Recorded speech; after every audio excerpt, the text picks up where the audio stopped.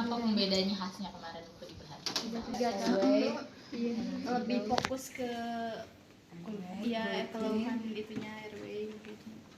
Beda pengkajian Nah, ibu ada primary sama secondary. Jadi harus diingat sama teman-teman ya. Jadi perbedaannya kalau ditanya nanti apa perbedaannya kalau kita melakukan pengkajian khusus pada kelautan gawat darurat sama kelautan lain. Kalau kelautan gawat darurat dia dibagi menjadi dua pengkajiannya, ada primary ada secondary. Nah sekarang yang akan kita bahas itu berfokus pada primary-nya aja. Karena kalau secondary saya nggak akan ngulang ya. Karena kan teman-teman udah pernah ya waktu di semester 1 ya pemeriksaan fisik semuanya. Terus di KMB kan per sistemnya lebih detail lagi ya. Jadi kita bahas tentang primary-nya. Nah, sebelum lebih jauh saya mau coba tanya dulu. Teman-teman pernah tahu kenapa alasan bed di ICU atau di IGD dia nggak boleh nempel ke tembok atau jarang ada yang nempel ke tembok? Biar ini mungkin tindakannya. Itu ya. Jadi nanti akan ada perawat yang bertugas atau melakukan tindakan di bagian atas sehingga tidak mempersulit tindakan. Ya, jadi kalau misalnya teman-teman butuh melakukan tindakan, tapi jangan lupa ini harus dilepas ya, jangan sampai kayak gini nanti kan ngabukin juga kalau misalnya ada ini ya. Ini kita lepas dulu.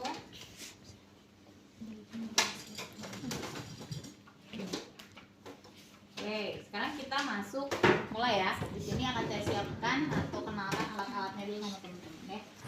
Ini yang pertama, tadi primary survey itu terdiri dari apa aja? Airway, breathing, circulation, disability sama exposure. Kita lihat di sini alat-alat yang kita butuhkan. Untuk yang pertama, ini ada di airway. Nah, airway ini kita butuhkan alat yang seperti ini. Ada yang pernah lihat? Pernah ya? Nah, untuk apa ini? Yang dimasukin ke dia. Jadi ini namanya OPA, bukan OPA Korea ya. Kalau Pharyngeal airway namanya ya. Atau kalau di rumah sakit, nanti teman-teman akan dengar dengan istilah mayo gitu ya, OPA. Pokoknya ini adalah alat untuk kita gunakan di bagian airway. Nanti akan saya jelaskan saat tindakan ya. Nih oropharyngeal airway. Terus yang kedua, nih ada yang pernah ngeliat alat ini? Oh ya, yang buat leher. Collar ya, untuk bagian leher. Nanti saya ajarkan juga cara penggunaannya seperti apa. Terus masih di airway. Di sini ada suction.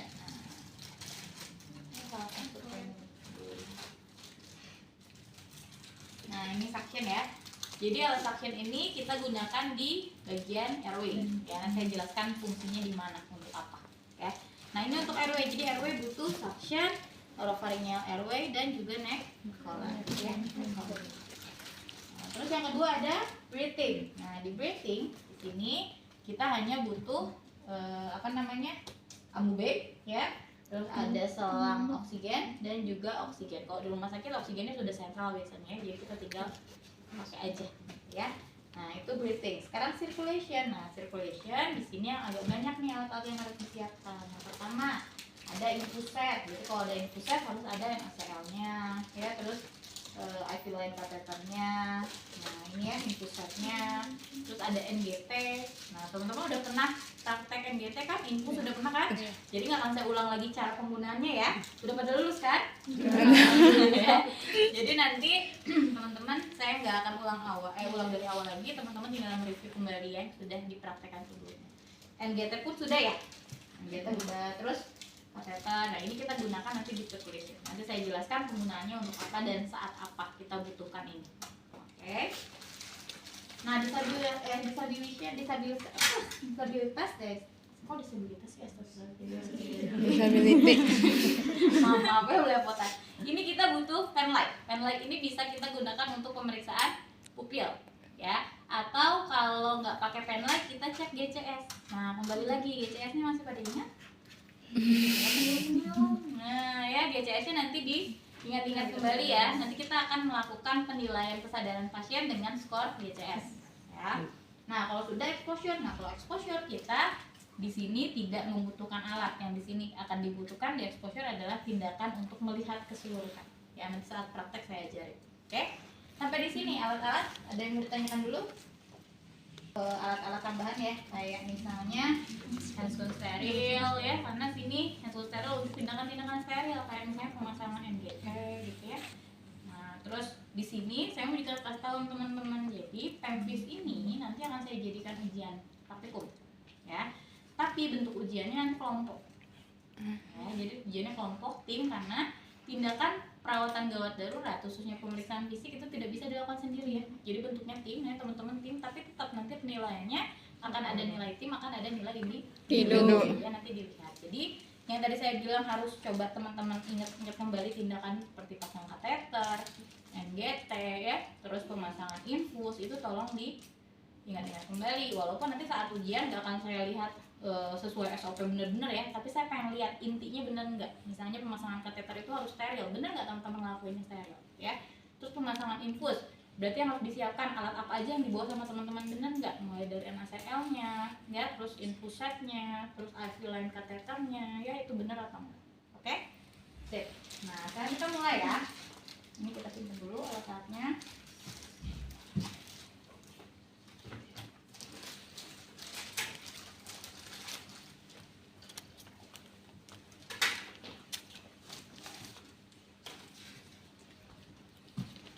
Oke, jadi kita akan mulai dari kondisi pasien. Pasien yang datang ke IGD itu bisa pasien trauma atau pasien non trauma.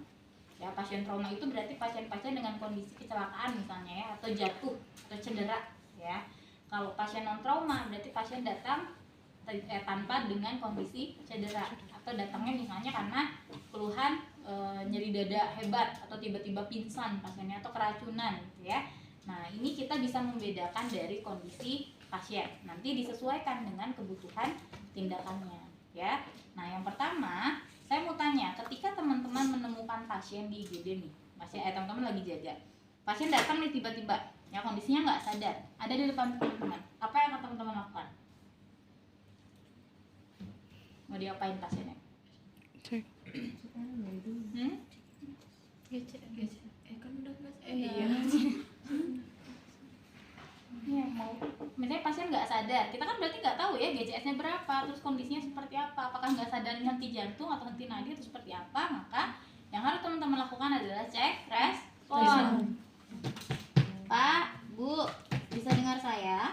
Nah, kalau misalnya pasiennya tidak mendengar atau tidak berespon ketika kita cek respon, maka tindakan yang kedua kita lakukan adalah cek nadinya.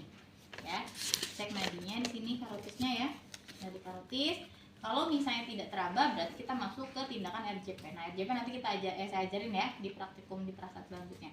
Nah, tapi ingat ketika kita cek respon ternyata ada respon dari pasien ya, misalnya responnya walaupun tidak langsung bangun ya, tapi misalnya ada pergerakan motoriknya ya, terus si A-nya mulai membuka tapi nutup lagi ya, walaupun skor GCS-nya misalnya 3 gitu ya, atau misalnya 4 deh misalnya ya, koma. Nah, berarti kan di situ kita tahu bahwa masih ada pergerakan atau refleks dari motoriknya misalnya ya. Nah, berarti nggak perlu kita cek nadi karotis karena kita tahu masih ada nyawanya gitu ya, masih ada. Nah, terus kalau misalnya sudah dicek respon, nah di sini baru kita tentukan misalnya kita mau melakukan tindakan RW. Ingat nggak, tindakan RW ini dilakukan ketika teman-teman mendengarkan atau mendapatkan sign symptom apa dari pasien? Ayo, yang saya ajarin waktu itu. RW ini tanda gejalanya apa sih kalau ada masalah? Kebiruan. Terus? Yang suara napas itu. Suara nafas. Ya, biasanya kalau RW teman-teman fokusnya sama suara nafas aja. Ya, biasanya. Kalau pasien-pasien dengan kondisi penurunan kesadaran, itu akan terdengar suara stridor. Suara stridor itu kayak suara ngorok ya. Ini tuh biasanya kondisinya terjadi akibat refleks lidahnya jatuh ke belakang menghalangi jalan nafas. Nah, kalau seperti itu berarti teman-teman harus lakukan pembebasan jalan nafas. Tadi gimana caranya biar si lidahnya bisa Keluar. Nah, ya itu ya. Nah, tapi yang kedua kita harus paham juga kalau pasiennya ternyata pasien trauma, misalnya pasien kecelakaan. Di sini kan misalnya pasiennya kecelakaan, datang kecelakaan motor, kita lihat ternyata ada luka-luka di area dada, di area leher gitu ya. Nah, di situ maka kita curigai pasien ada cedera servikal. Ya, cedera servikal. Maka di sini harus hati-hati ketika teman-teman mau melakukan pembebasan jalan airway ya. Jadi yang harus teman-teman lakukan adalah cara membuka jalan nafas. Kalau misalnya pasien non trauma, teman-teman bisa lakukan cara membuka jalan nafasnya vertil chin lift. Kalau non trauma ya, head tilt, chin lift, ditekan di bagian dahi, baru diangkat di bagian dagu. Baru kita lihat. Nah, jalan nafasnya apa yang menghalangi? Ya, apakah benar lidah atau memang dia tersedak misalnya sama bakso atau benda lainnya gitu ya. Nah, tapi kalau misalnya ternyata pasien trauma gitu ya, terus beresiko ada cedera servikal, maka cara membuka jalan nafasnya itu menggunakan teknik jalpas. Ya, nanti akan saya lebih detail jelaskan di manajemen RW ya, bareng subjeknya nanti. Nah, di sini kita lihat cara membuka atau cara melakukan teknik jalpas. Ini adalah kita memfiksasi di bagian leher belakang pasien ya dengan 3 jari. Terus nanti jari saya yang telunjuk ini akan menahan ke area bahu pasien seperti ini.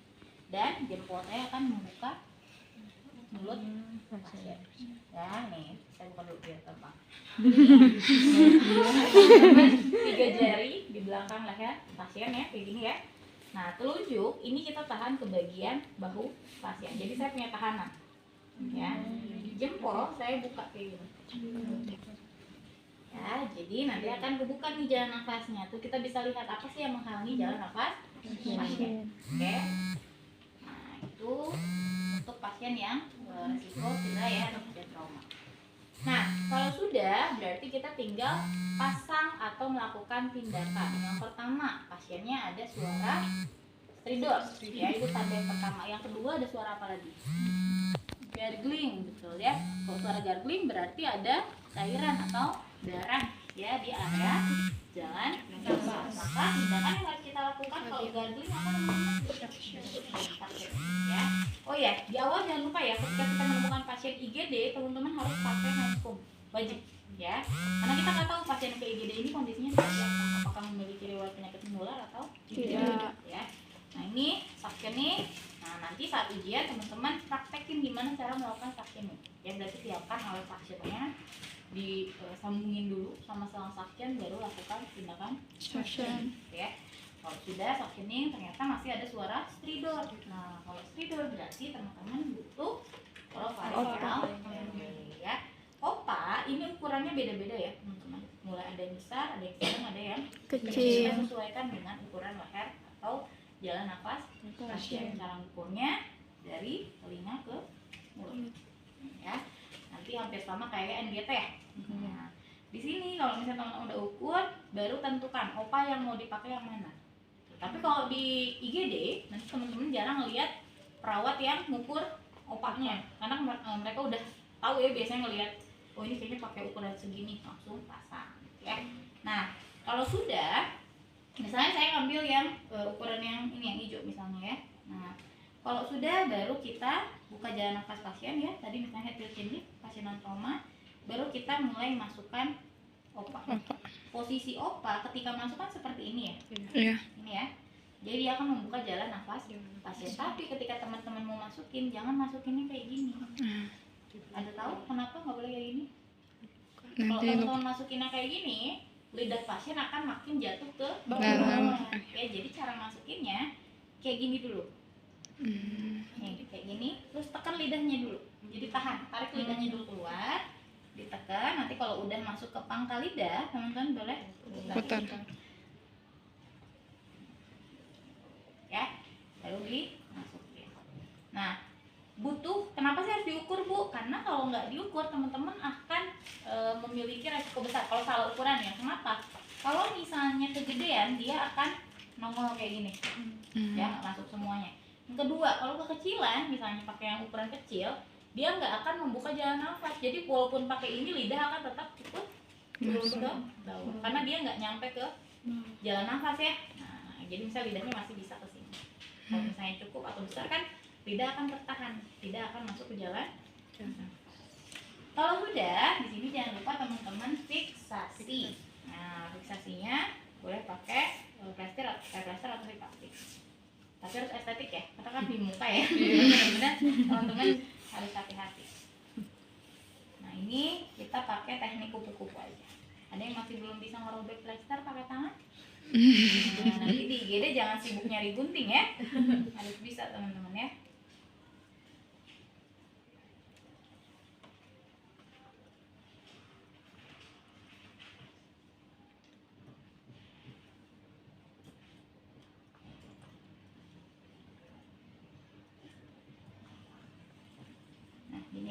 Kalau masih goyang-goyang, teman-teman bisa sebaliknya aja nanti bentuk X.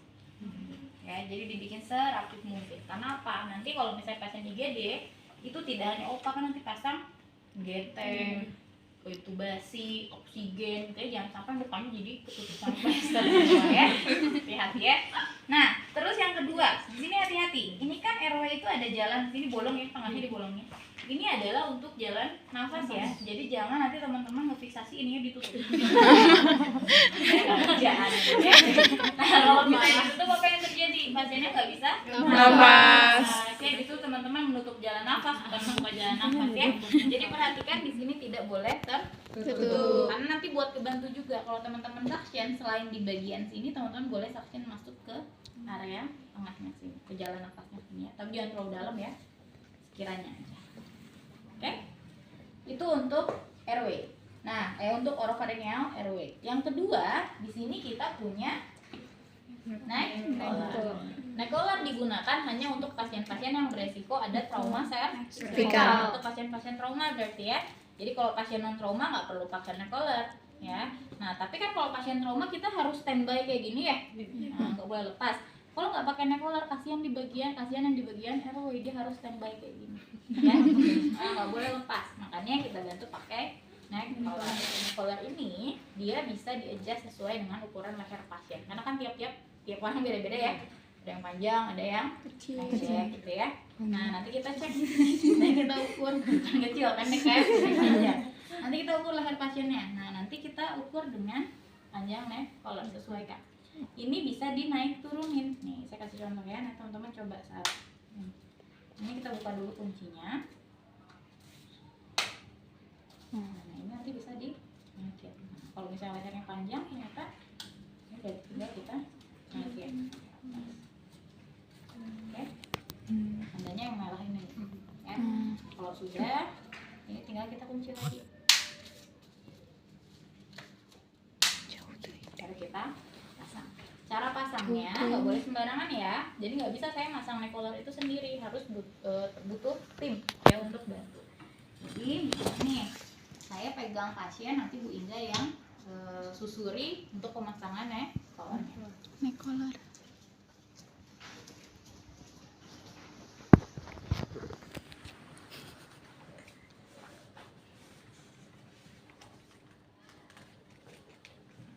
Ya, jadi sudah baru terpasang. Di sini neck collar juga ada bolong ya tengahnya ya. Ada yang tahu kenapa bolong? Jadi sering bolong? Itu Yang pertama untuk tracheostomi bisa, yang kedua untuk ngecek nadi karotis. Jadi teman-teman gak harus ya, ngecek nadi karotis. Ya, kalau teman-teman harus lewat atas atau bawah nanti ngeganggu stabilisasi neck collarnya. Ya, makanya dibantu kenapa ini dibolongin. Jadi selain untuk tracheostomi, tadi untuk ngecek nadi karotis. Ya. Nah, ini untuk airway. Sampai sini ada yang tanyakan dulu? Airway? Ya, mulai dari suctioning, pemasangan oropharyngeal airway, dan stabilisasi servikal. Ya. Nah, yang kedua kita masuk ke setelah airway, breathing. ya. Di breathing ingat apa yang harus kita lakukan? Oh ya, caranya look, listen, and feel. Kan sebelum ditindak kita kaji dulu ya kebutuhan pasiennya. Look, apa yang dilihat teman-teman? Pergerakan Dada. Ya, lihat kesimetrisan dada kanan dan dada kiri normal atau tidak. Tidak. Terus apa lagi yang dilihat? Pergerakan otot nafas Tambahan. Misalnya dia nafasnya effort banget ya, gitu ya, jadi sampai bahunya itu bergerak, atau misalnya cuping hidungnya bergerak, ya itu yang dilihat sama kita. Listen, apa yang kita Dengarkan suara suara nafasnya, berarti kita butuh stetoskop. Ya, yang didengarkan. Teman-teman udah melakukan Penfish Respi, sudah lulus. Jadi cek nafas di mana aja. Udah, nih. Ayo, udah lulus. Udah. Gimana? Perakain. Bron.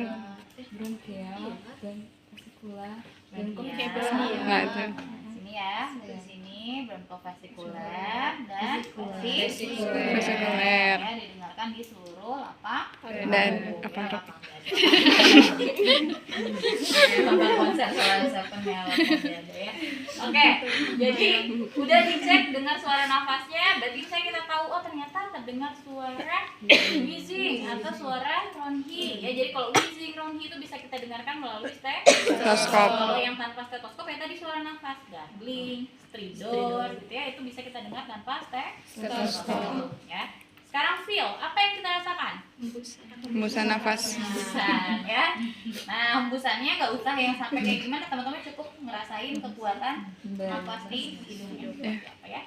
Misalnya hidung kanan, hidung Kiri. ya, apakah ada yang berhenti atau tidak ya.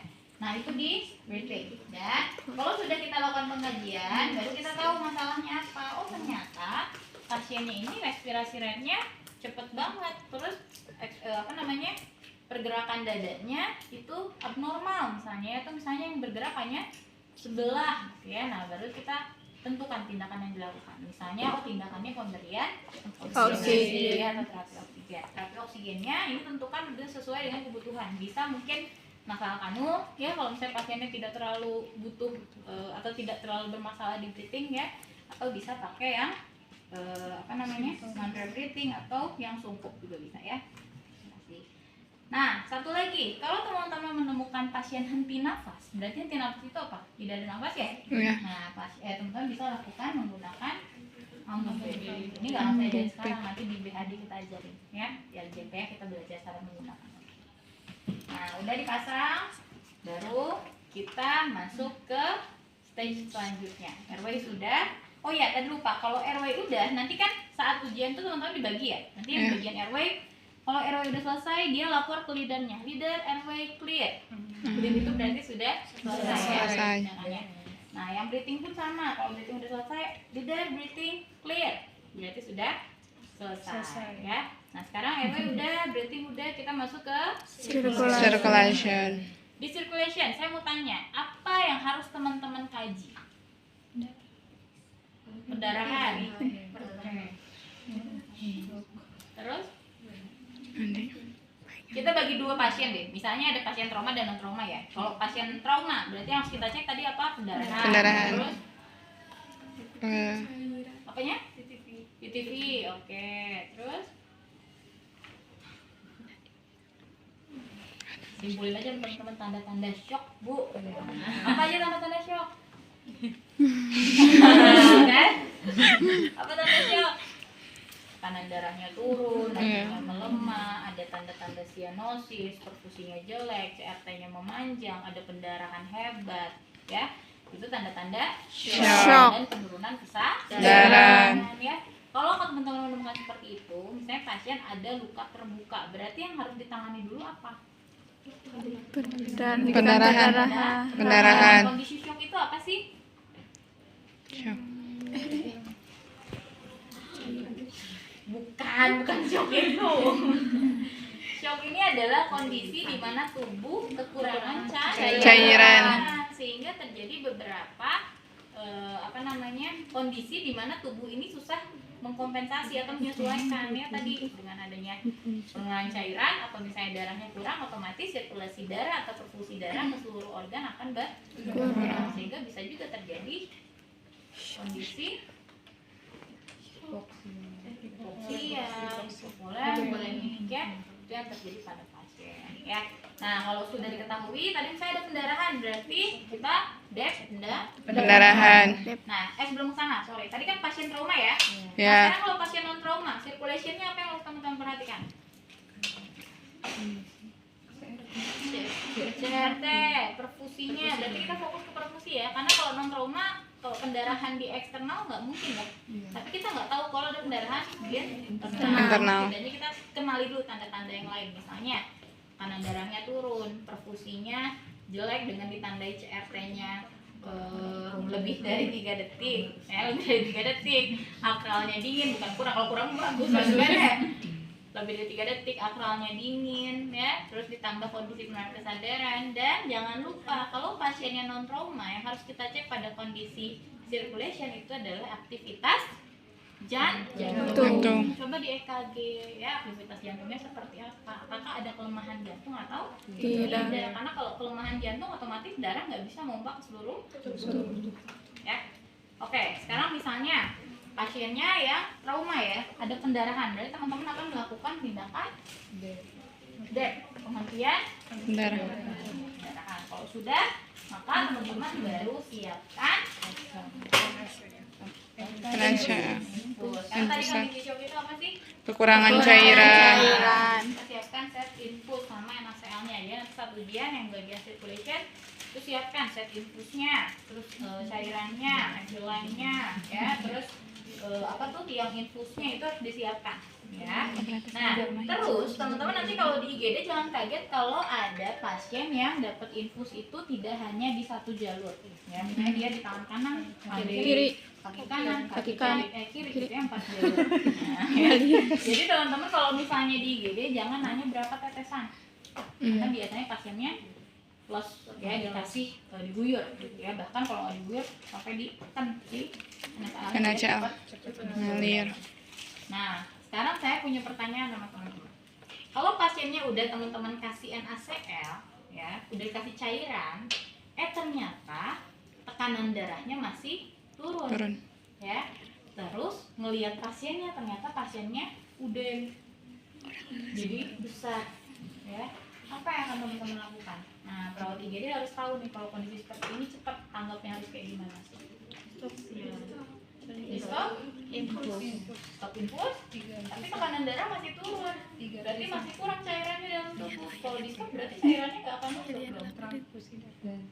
Transfusi darah, kan pasiennya udah tekanan darah harusnya dengan kristaloid dimasukin aja dia udah membantu ada perbaikan.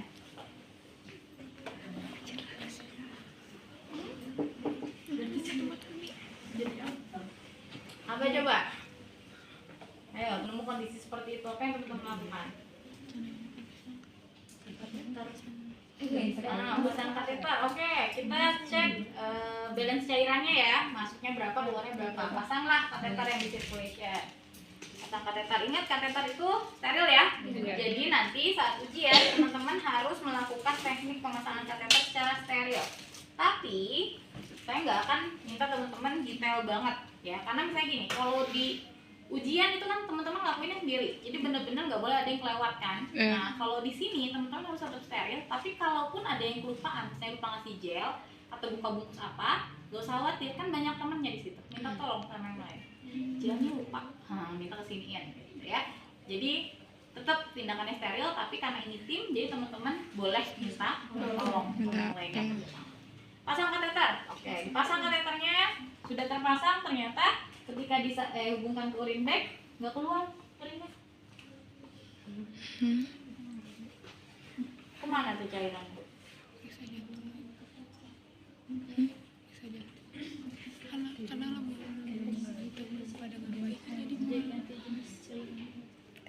ganti jenis cairannya. Oke, ini cairan yang ini yang bikin bengkak ini mau diapain dulu nih? Keluarin. Jadi teman-teman harus lebih kritis ya berpikirnya ketika menemukan kasus seperti itu. Kalau misalnya kita kelamaan, pasiennya keburu meninggal. Jadi ketika menemukan kondisi seperti itu, pasang kateternya nggak keluar air, berarti kita harus tahu kenapa pasien udem ya. Udem ini kan adalah reaksi ketika cairan shift dari intra ke ekstra. Ya. Nah, misalnya berarti kalau pasiennya udem dikasih cairan NaCl misalnya udah 4 jalur, kok jadi udem ya? Berarti kita di situ langsung mikir, kayak cairan di dalam dia tidak ada di intraseluler, tapi dia keluar ke ekstraseluler. Ya iyalah tekanan darahnya turun, orang cairannya nggak ada di dalam intraseluler gitu ya, tekanan darahnya nggak akan naik. Berarti tugas kita adalah gimana caranya biar si cairan yang tradisi ke ekstraseluler bisa masuk lagi ke intraseluler. Maka teman-teman butuh kolaborasi sama dokter. Jadi kita ini jadi perawat harus pintar juga ya, bilang sama dokternya, dok, udem, cairan kayaknya shift ke ekstra, resepin, kasih obat furosemid. Tahu furosemid? ya yang Dengar Furosemid ini adalah salah satu golongan obat diuretik. Diuretik itu fungsinya menarik cairan dari ekstraseluler ke intraseluler. Seluler. Jadi teman-teman walaupun tidak ada hak untuk memberikan obat pada pasien, tapi teman-teman punya hak kolaborasi untuk memberikan ide. Jadi jangan kelihatan perawat itu nggak bisa apa-apa ya, kita juga paham. Kita itu ketika menemukan pasien, mengkaji, kita menemukan satu hal itu, ya kita paham gitu itu gimana jalannya patofisiologinya sampai membutuhkan obat apa ya. Dok misalnya pasiennya udem sepertinya cairan, kasih furosemid kayaknya dok, nanti kan dokternya yang ngecek, oh iya nanti dikasih furosemid sama dokternya, itu kan urusan dokter ngasih dosis berapa gitu kan, kasih furosemid, barulah bekerja si furosemid, baru teman-teman tinggal tunggu hasil keluar nanti cairan di urin. Tuh ya, jadi cairan di ekstranya akan ditarik sama diuretik untuk masuk ke intra. Nah dari intra baru dikeluarkan melalui urin, baru teman-teman akan menemukan juga tanda hemodinamik yang mulai tekanan darahnya sudah mulai naik karena tadi cairannya sudah masuk. Ya kebayang nggak? Kebayang ya? Jadi nanti kalau di IGD harus langsung gimana gitu ya, walaupun teman-teman hanya diam kayak gini tapi mikir gitu. Bukan ngelamun ya, bukan gimana jadi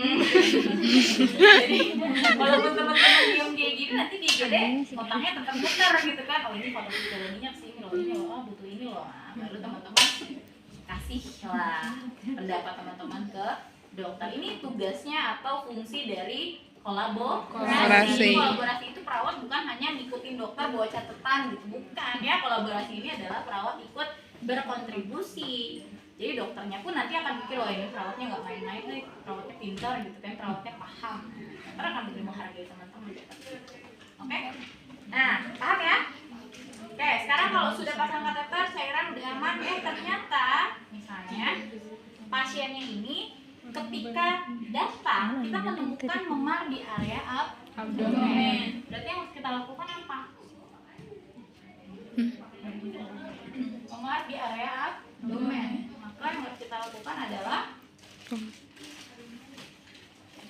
NGT. Jadi NGT di IGD ingat ya, fungsinya bukan pemberian nutrisi, tapi untuk Bilas lambung. Betul. Jadi ketika melihat ada memar di abdomen, berarti kita tahu oh kemungkinan ada ruptur atau resiko pendarahan di area abdomen. Makanya kita cek dari lambung dulu, gitu ya. Nah, kita cek lambungnya menggunakan NGT. Di sini saya nggak akan ngecek ya atau ngetek teman-teman lagi pakai NGT ya. Depan bisa kan? Insyaallah. Ukur dulu ya, banyak NGT-nya, terus dimasukin. Kalau sudah masuk diapain? Dicek. Nah, dicek apakah sudah benar masuk ke lambung atau Enggak.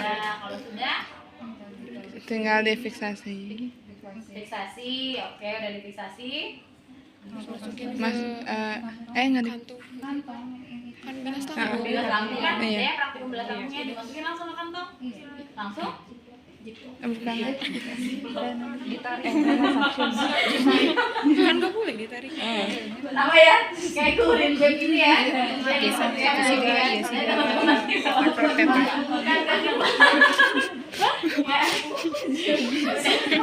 Udah dimasukin. Teman-teman ingat ya, jangan langsung disambungin ke sini. Apa yang harus teman-teman lakukan? Apa yang dicek? Kan udah nih masuk atau enggak? Terus diaspirasi dulu. Oh ya. Dilihat residunya ya. Dilihat, jadi jangan langsung dimasukin. Kita mau dibilas, kita harus masukin cairan dulu. NaCl-nya dimasukin ya, atau cairannya dimasukin dulu paru-paru. Paru-paru. Kamu. Baru nanti tinggal disambungin. Nah, tinggal diturunin, kita tinggal nunggu deh.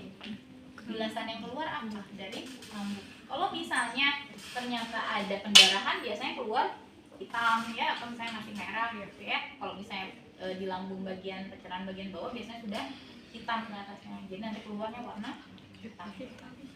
Oke, jadi NGT ingat ya, di IGD bukan untuk diberikan susu awas ya, tapi untuk dibilas lambung. Lihat kondisi ada pendarahan atau tidak di bagian Abdomen. Paham ya? Nah tadi ya, jadi harus estetik. Nanti pasang NGT di sini jangan banyak plester ya, jadi harus rada rapi. Oke, setelah itu circulation selesai, maka nanti yang di bagian circulation harus bilang circulation clear ya. Setelah circulation kita masuk ke disability. Di disability apa yang dilakukan? cek kesadaran kembali. Tadi kan di awal cek respon ya. Ya. Ketika teman-teman cek respon di awal, teman-teman harus bisa menginterpretasi apa? GCS ya. Nanti GCS-nya berapa di awal? Ternyata GCS di awal 4. Ketika di disability teman-teman cek respon kembali, oh GCS-nya naik ya, misalnya jadi 8. Berarti sudah mulai ada Perbaikan. Nah, atau kalau misalnya nggak GCS bisa kita pakai Like. Feelnya ya, ada reaksi atau Tidak. Nah, kalau sudah GCS selesai, disability selesai, kita masuk ke yang terakhir Exposure. Exposure ini adalah pemeriksaan keseluruhan. Jadi gini teman-teman, ketika kita melakukan pemeriksaan atau tindakan pada pasien di IGD, kita kan hanya fokus di bagian depan. Ya. Kita nggak tahu di belakang pasien ini bagian punggungnya apakah ada luka atau cedera atau enggak. Ya, makanya kita butuh exposure untuk melihat keseluruhan. Ya, tapi nanti untuk exposure kalau pasien yang pakai baju itu harus dibuka. Sehingga ketika pasien memakai baju yang agak sulit, kita minta izin ke keluarga untuk menggunting. Jadi kita gunting bajunya, baru kita buka semuanya, kita lihat keseluruhannya dan kita lihat bagian belakang. Nah, gimana cara lihat bagian belakangnya? Kita biasanya menggunakan teknik log roll. Ya, saya minta 3 orang di sini. Yuk, di sini Nek. Ayo, kan dia babain sih. Nah, nanti kan yang di bagian atas, ini saya bagian atas nih. Saya kan megang kepala kayak gini ya. Nah, 3 orang nanti akan ngebalikin badannya bareng sama saya. Dan leader, misalnya Bu Iga di sini leader, akan memberikan aba-aba untuk membalikkan badan pasien, memiringkan ya, bukan memiringkan badan pasien. Nanti leader dan tim yang tidak ada di sini akan ngecek bagian belakang tubuh pasien ya. Ya, teman-teman kayak gini posisinya. Nah, tangan pasien bisa dipinggirin ya, kepinggirin. Pegang sini. Begitunya. Iya. Nah, yang bagian kepala, pegang kepalanya jangan lupa ya. Nah, nanti ingat aba-aba dari leader. Hitungan ketiga diangkat 1, 2, 3. Nah, sekarang leader sama yang di bagian sini akan ngecek bagian belakang tubuh Pasien. apakah ada pendarahan gitu ya.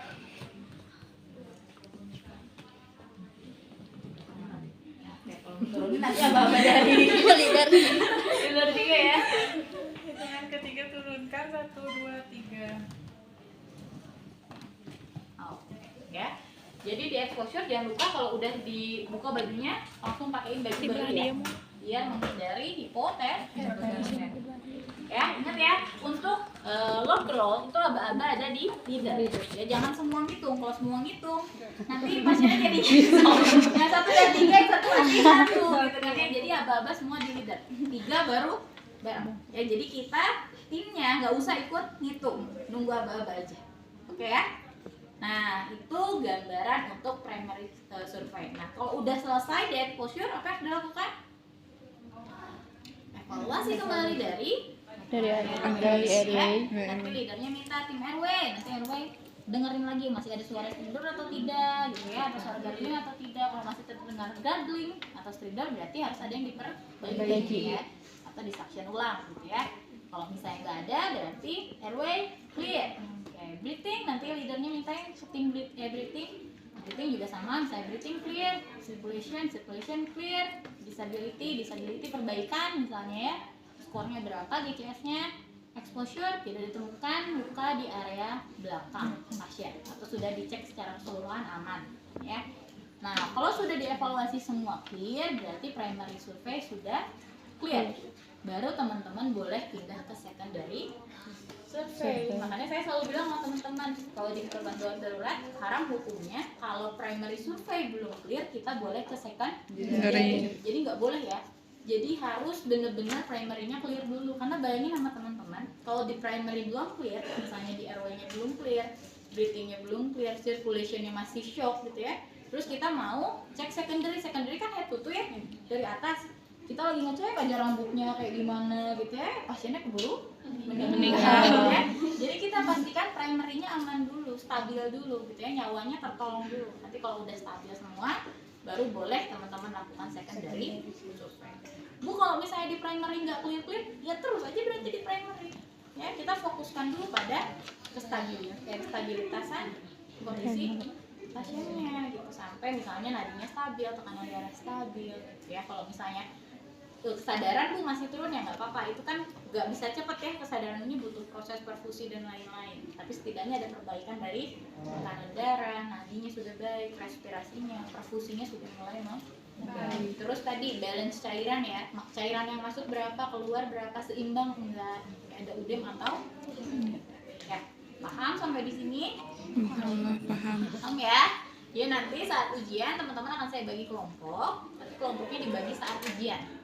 Ya, nanti akan ada yang leadernya, ya. Nanti leader yang menentukan siapa airway, siapa breathing, siapa circulation, siapa disability, siapa exposure, ya. Nah, nanti semua akan kebagian tugas. Jadi misalnya satu kelompok itu 4 sampai 5 orang, ya. Jadi semua akan dapat tugas. Nah, tapi gini, kalau di praktikum kan saya jelasin satu-satu ya, tadi airway dulu, terus ke breathing, circulation, ya.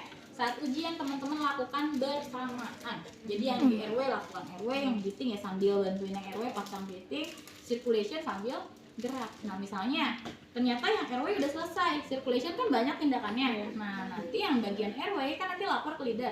Leader, airway clear. Oke, misalnya lapor lagi, leader saya mau bantu di circulation. Oke, silakan. Jadi semua atas perizinan dari Leader. Teman-teman nggak bisa sembarangan kesana kesini. Ya, Ayo tugas leader. ya. Tugas leader. Bu. Tugas leader di sini seharusnya kalau pada kasus nyata leader ini kalau timnya banyak dia hanya mengawasi, benar ya, tapi mengawasi ini berat loh, dia bertanggung jawab, harus paham. Kalau kayak tadi ada kasus UDEM harus ngapain lo gitu kan ya. Nah, tapi kalau pada ujian di sini saya mau ngegerakin semua, jadi leader nggak cuman diem aja gitu ya, karena pengalaman kakak tingkat teman-teman saat ujian nanti ada yang sibuk sendiri, ada yang cuman gini